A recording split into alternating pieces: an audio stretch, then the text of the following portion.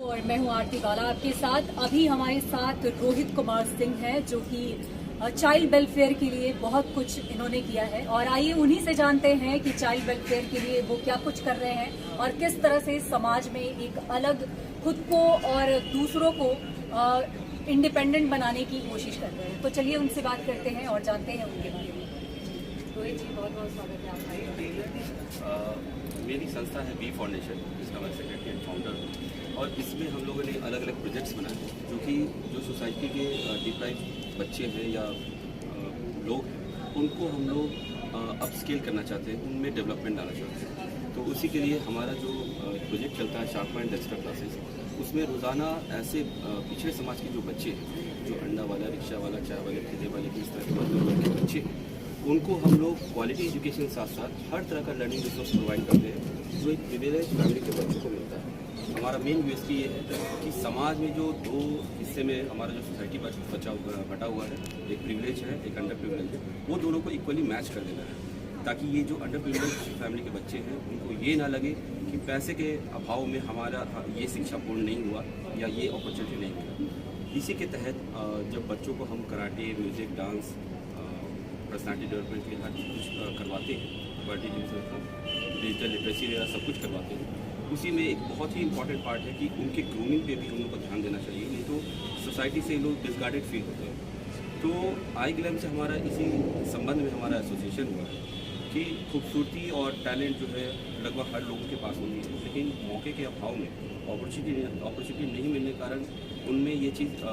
अंदर जहन में उनके रह जाता है, वो अपनी खूबसूरती को देश दुनिया के सामने नहीं ला पाते और कहीं ना कहीं वो फिर हमारा टैलेंट लॉस्ट हो जाता है। तो आई ग्लैम एक ऐसा इंस्टीट्यूट है जो इस तरह के टैलेंट्स को आगे रखती है और सबसे खास बात है कि अंडर प्रिविलेज सोसाइटी के बच्चों को भी ये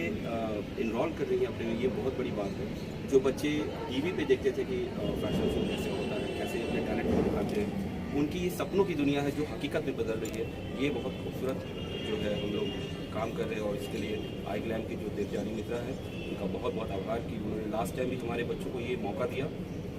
आप बच्चों की खुशी का जो है ठिकाना नहीं लगा सकते हैं। रोहित जी, आप बहुत नेक काम कर रहे हैं और मतलब कैसे जहन में आया, क्योंकि बहुत सारे लोग आज के भाग दौड़ की ज़िंदगी में लोग खुद के लिए समय नहीं निकाल पाते हैं और आपने इतने बड़े प्रोजेक्ट पे काम करना शुरू किया, तो कैसे शुरुआत हुई कि मुझे बढ़ चढ़ के इसमें हिस्सा लेना? देखिए, सब चीज़ की जो नींव होती है वो संस्कार तो सबसे पहले होते हैं। तो मैं इसके लिए अपने मम्मी पापा का बहुत बहुत थैंक यू करना चाहता हूँ कि इस समाज में जहाँ पर पैसे की रेस लगाई जा रही है, उन्होंने मुझे जो संस्कार दिए वो देश के हित के लिए दिया है, तो कहीं ना कहीं वो अंदर में था। दूसरी बात कि जब किसी अभाव से आप गुजरते हैं तो एक मन में संकल्प जरूर तय करते हैं। तो मेरा जो शिक्षा है वो बहुत अभाव में बीता है,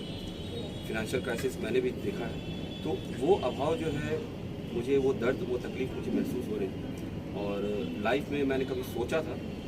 जिसको मैं प्रॉपर समय नहीं दे पा रहा था, लेकिन मैंने एक जहन में बैठाई थी कभी मुझे लाइफ में। और अगर बैकग्राउंड की बात की जाए और अगर प्रोफेशन की बात की जाए तो इसके अलावे आपने क्या किया है? इसके अलावे मेरा इंजीनियरिंग बैकग्राउंड है, मैंने इंजीनियरिंग की इलेक्ट्रॉनिक्स एंड कम्युनिकेशन से, फर्दर मैंने जॉब किया गुड़गांव मैनेजर में और फिर मैंने एमटेक किया और थीसिस छोड़ करके मैंने इस काम को शुरुआत की। काफ़ी लाइफ में अपॉर्चुनिटी मिली मुझे, विदेश जाने का भी मौका मिला, सारी अपॉर्चुनिटी को छोड़ करके मैंने इसमें बहुत प्लान वे में किया, इस उम्मीद से कि मेरे काम में अगर ईमानदारी होगी और सही चीज़ अगर मैं करूँगा तो एक दिन जन समर्थन मिलेगा। आज जन समर्थन की वजह से मेरा ये काम एग्जीक्यूट कर रहा है। दूसरी बात कि इंजीनियरिंग बैकग्राउंड होने के कारण बहुत सारे ऐसे ऑर्गेनाइजेशन हैं जिसमें आज मैं जुड़ा हुआ हूँ और उनके बिजनेस डेवलपमेंट में मैं मदद करता हूँ। तो ये मेरा पर्सनल सोर्स है, लेकिन मेरा जो पूरा जो करियर है, जो मेरा पूरा ज़िंदगी है, वो इस प्रोजेक्ट पे काम कर रही है जो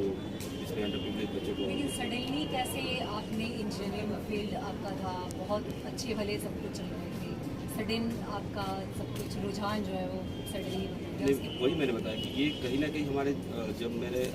5-6 स्टैंडर्ड में जब मैं था तो मेरी पढ़ाई रुकी थी 2 साल, तो वो पैसे के अभाव में रुकी थी।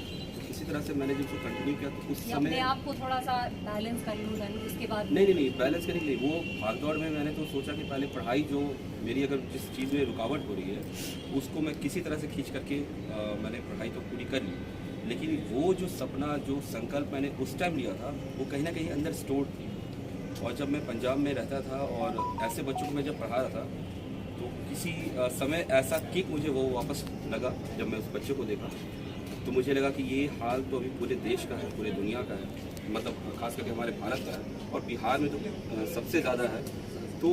वो किक मुझे वापस वहाँ पे लगी कि ये सपना तो मैंने देखा, तो मैं कहाँ पे हूँ। तो मैंने एक रिस्क लिया कि 5 साल अगर मैं अपने जीवन का, क्योंकि मैं अभी यंग हूँ, अगर मैं 5 साल अपने जीवन का इसमें लगा देता हूँ तो कहीं ना कहीं एक अच्छा सिस्टम जनरेट हो जाएगा जिसमें कि ऐसे पिछड़े समाज के बच्चों को एक अच्छा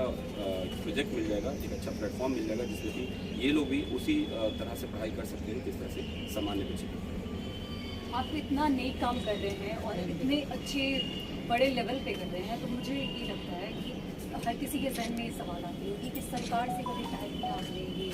जिस तरह से मैं आगे बढ़ रहा हूँ और कारवा जुड़े और भी बेहतर कर पाऊँ, तो क्या सरकार इसके लिए कभी सपोर्ट करेगी या फिर कर रही है? देखिए, थोड़ी मेरी गलती भी है कि सरकार में पूरी तरह से मैं विश्वास नहीं रख पाता हूँ, क्योंकि सरकार तो चाहती है लेकिन हमारे जो बीच के लोग हैं वो शायद ऐसे काम को बहुत संजीदगी से नहीं लेते हैं और मेरा फोकस सिर्फ है कि बेहतरीन काम करने का है और मैं ये मानता हूँ कि अगर मेरा काम खूबसूरत होगा तो उस विश्वास पे मैं छोड़ रखा हूँ। ये अच्छी बात है, लेकिन कहीं ना कहीं जिस सपने को आपने देखा है और इतने नए काम कर रहे हैं आप, तो आप चाहेंगे ना कि ये और ब्रॉड बने और ज़्यादा बेहतर काम हो सके, क्योंकि इस नज़रिए से कोई शायद नहीं देखता है, ठीक है, क्योंकि भागा दौड़ की ज़िंदगी है तो लोग नहीं देखते हैं। तो आपने कभी पहले देखिए, मैं ग्रेजुअली प्रोसेस में बहुत ज़्यादा बिलीव करता हूँ, स्लो प्रोसेस, ग्रेजुअली प्रोसेस पे मैं बहुत ज़्यादा बिलीव करता हूँ, क्योंकि वो जो चीज़ है उसमें आप स्टेप बाय स्टेप बहुत सारी चीज़ों का एक्सपीरियंस गेन करते हैं।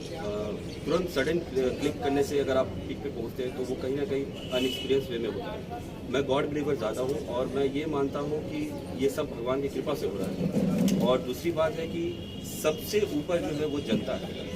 तो मैं ये मानता हूँ कि हमारे काम में सरकार से कई ज़्यादा पहले जो जुड़े वो एजुकेटेड आदमी जुड़े,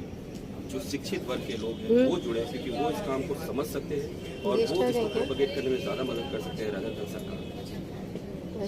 लेकिन फिर भी आज की जो दुनिया है कहीं ना कहीं लाइमलाइट उन लोगों को ज़्यादा पसंद है और वो काम नहीं करते। बहुत सारे ऐसे एनजीओ भी हैं कि वो काम कुछ और करते हैं और कहते कुछ और।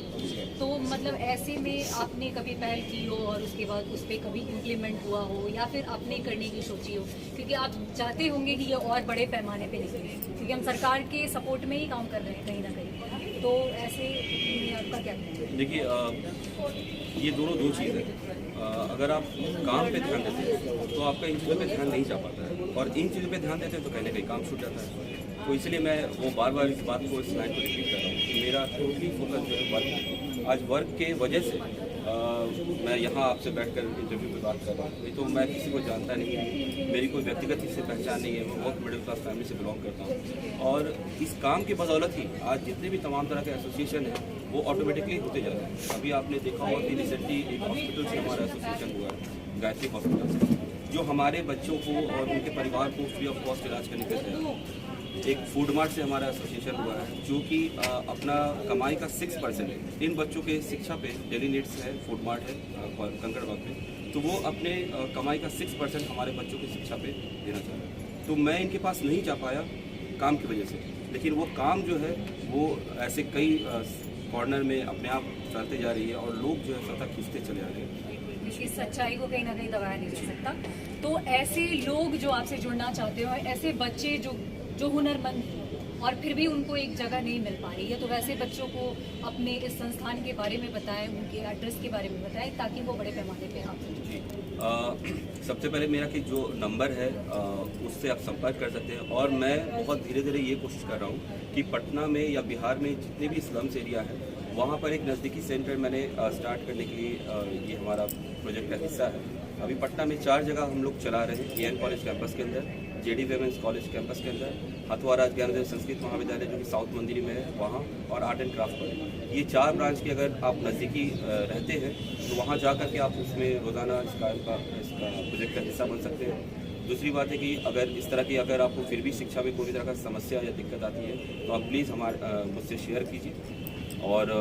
मैं लोगों की मदद से आप तक ज़रूर पहुंचूंगा और आपके जो भी शिक्षा में जो बाधाएं आ रही है तकलीफ आ रही है, बहुत बहुत धन्यवाद।